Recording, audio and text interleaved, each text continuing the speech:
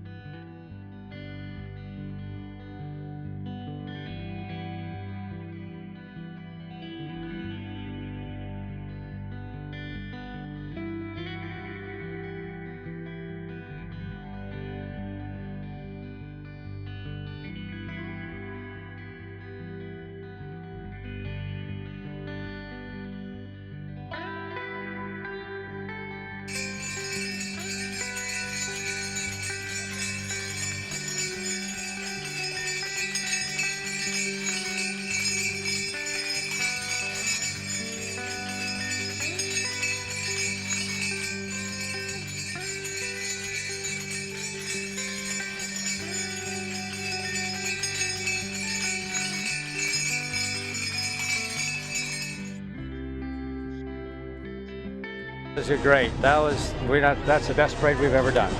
That was great. The mules did great. Everything went absolutely perfect. Yep.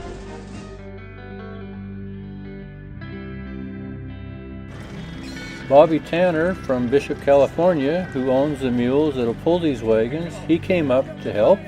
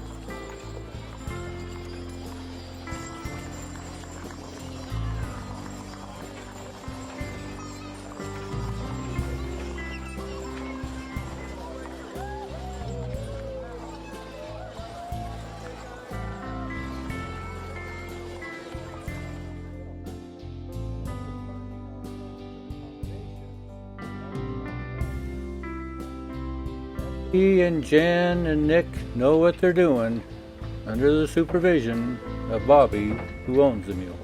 Nick, you get that one in the front. Oh, we got 5 out here.